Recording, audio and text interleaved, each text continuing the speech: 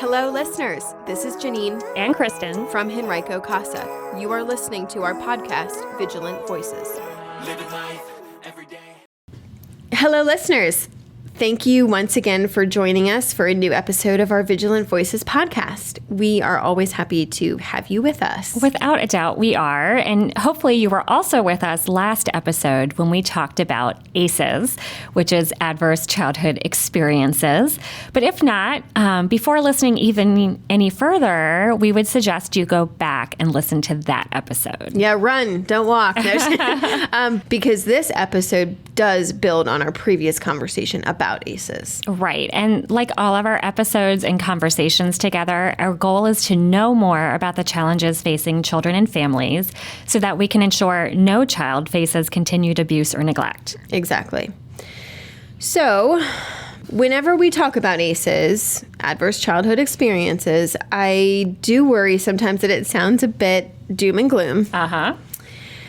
You know, that the things that happened to us in childhood, most of which we had no control over, are going to forever haunt us because then they're going to correlate to all these horrible future health and wellness problems that we just can't escape. Exactly, which is why we're having this part 2 follow-up conversation. Good. Because the antidote to adverse childhood experiences are positive childhood experiences. Mm-hmm. These are the nurturing, supportive moments and relationships that can buffer the impact of adversity and set children on a path towards thriving. Now we can all take a breath and be happy that we're going to be talking about a much happier topic of these PCEs, right? Positive childhood experiences, because while those adverse experiences focus on the negative that disrupts a child's development, the positive experiences highlight positive things, positive interactions and environments that promote growth and ultimately resilience. Right. And the 3 children in today's CASA case story have experienced both the adverse experiences and the positive experiences. All right. When these 3 children met their CASA advocate, they told him over and over again that they were doing, quote, okay. Mm-hmm. And this okay response worried the advocate because he knew they had a high ACE score. They had a long list of adverse experiences: unstable housing, absent parents, the death of a caregiver.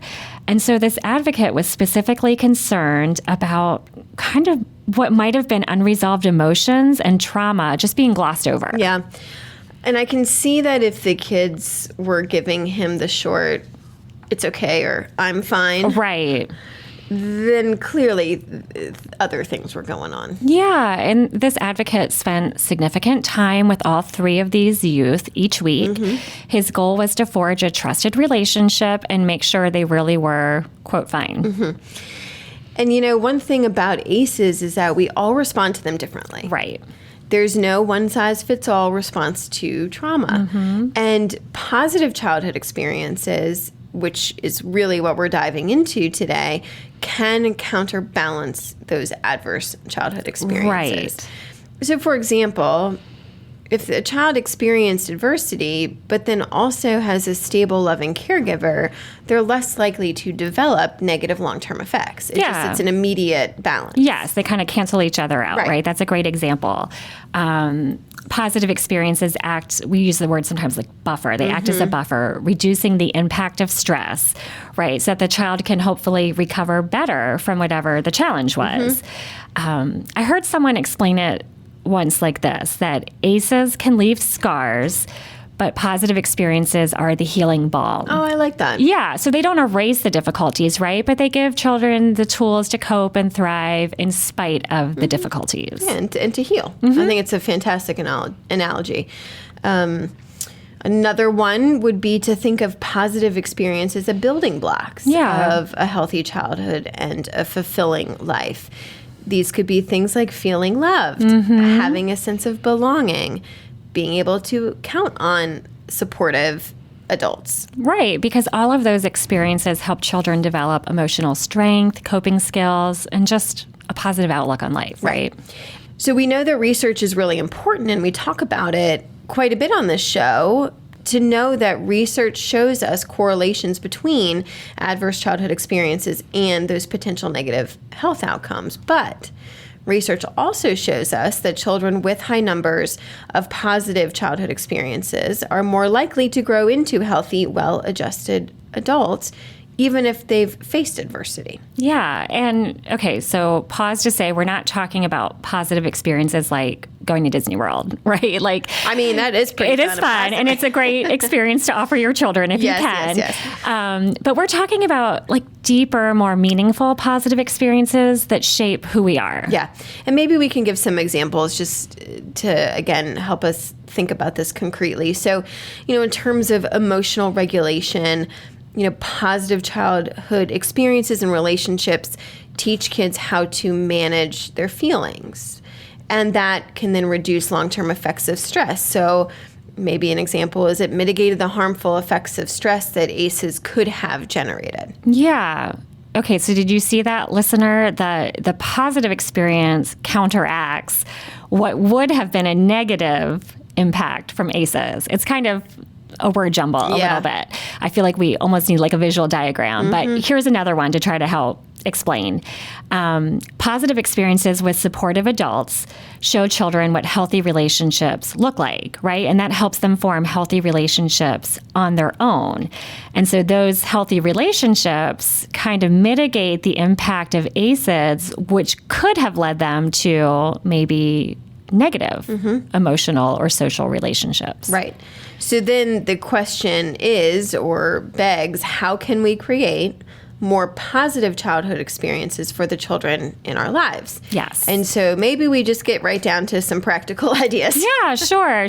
So the first that comes to my mind is to foster relationships with children, right? We talk about all the time, but that means spending quality one-on-one time with them, reading, playing, talking, but then also encouraging their relationships with other caring adults too. So, encouraging them to reach out to a teacher, a coach, family, friends. I feel like I'm always looking to help my children connect with encouraging adults, right? Like we can never have too few positive voices speaking into our lives. Absolutely. No, I mean, I totally agree with that. Another way to create positive childhood experiences is to create safe spaces. We need to proactively work to ensure children feel physically and emotionally safe. Yeah. That's at home, at school, but then also in the community. I guess it could look like being extra patient, even when they've made those frustrating mistakes. Yeah. Or maybe teaching them to set boundaries and advocate for themselves. Yeah. And, I'd also say it's so important to give them a sense of belonging. Feeling valued and connected is definitely a positive childhood experience. We can encourage children to get involved in, like group activities, like a sport or a club or a faith community. Yeah, those are all great ideas. And, the other thing is we have to understand that some kids need extra, and that might be extra help feeling a sense of belonging in their own homes. Yeah. So that means, especially if there's multiple children in the home, celebrating that child's unique strengths and contributions. And I think we can also work to create family rituals or traditions that really try to reinforce just connection overall. Yeah. And one other note about creating positive experiences is that it really helps build resilience. We can share stories with children of people overcoming challenges. Like we can share stories that make children feel hopeful. Yeah. And, positive childhood experiences don't just help kids survive. Kids can, in fact, survive negative experiences. Many of us have. But the purpose of proactively generating positive childhood experiences is to help kids thrive. 100%. By creating nurturing relationships and supportive environments, we are, again, counteracting the effects of adversity, and we're setting children up for more success. So whether you're a parent, a teacher, a community member, every small act of kindness and support can make a really big difference in a child's life. Yeah, and when we say that, it's their present life, and it's, as we know now, it's their future life, because we're really talking about mitigating those long-term effects that are known related to ACEs. Yeah, that's absolutely right. And that was the goal of the advocate in today's CASA story. The 3 children we talked about earlier, he was serving these 3 children, and they were saying they were fine, but were they? he didn't want unaddressed adverse experiences turning into, major hindrances for their future health and well-being. Right. And so when he met with them, he encouraged them to share their thoughts and feelings, and not only with him, but also with their parents and one another. He also recommended both individual mental health counseling and family counseling. Yeah, I mean, those recommendations sound spot on with everything these children experienced, because I'm sure that there was a lot to process. Right, and processing takes time. So what I loved about this case was that the advocate asked to stay on the case for longer when the judge initially considered removing CASA from the case. That's how we serve children, listener. Judges appoint us to serve the child, and then when the child is doing okay, the judge removes us from their case. But this advocate wanted the case to remain open so that he could monitor the siblings and their interactions with their caregivers for a little bit longer. He heard them say they were okay, but he wanted time to see if they truly were okay. Yeah, I love that, because showing up like this, patiently watching and observing, he was showing himself to be a supportive adult that these kids could count on. I think that's fantastic. Yeah. And over time, it became clear that they were, in fact, okay. They weren't just glossing over their trauma. They were responding with resilience. I mean, and that's perfect. What more could we want? Resilience is our ability to bounce back. And I'm so glad that these children were able to do that and move forward in a healthy way. Yes. So last week, we left you with the ACEs questionnaire, and your call to action was to take the survey to get a sense for your ACEs score. And as we said in that last episode, when we know, we can grow. And so we were encouraging you to look at the questionnaire or take it to get your ACEs score, keeping in mind that as your ACE score increases, so does the risk of some of the problems that we've talked about, whether it was social and emotional challenges or diseases. But most importantly, it's also remembering and knowing that it isn't definitive. So we really didn't want you to add up those ACEs score and feel down about what it might indicate for your future. Right, because what we knew, and you might not have yet known, was that the other part of the story is your PCE score, your positive childhood experience score.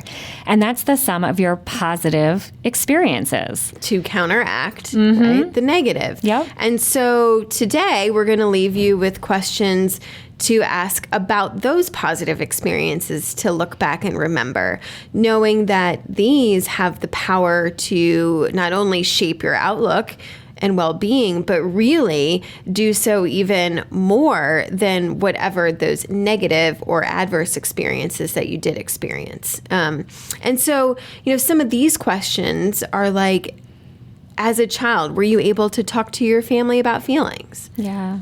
Do you feel that your family stood by you during difficult times and were supportive? Did you enjoy participating in community traditions or sports? Did you feel a sense of belonging in school? Did you feel, or do you feel, supported by your friends? Were there at least 2 other adults in your life who took genuine interest in you? And were you safe and protected by an adult in your home? Yeah, those are all really meaningful questions to reflect on. And that's exactly what your call to action is today. Just pause. You can replay the questions and reflect on them.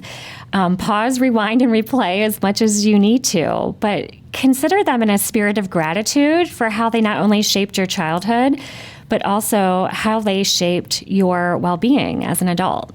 Exactly. Because out of gratitude for our own experiences, we can offer positive experiences to the children in our lives that will help their future selves thrive. Thank you for listening to Vigilant Voices, Henrico Casa's podcast.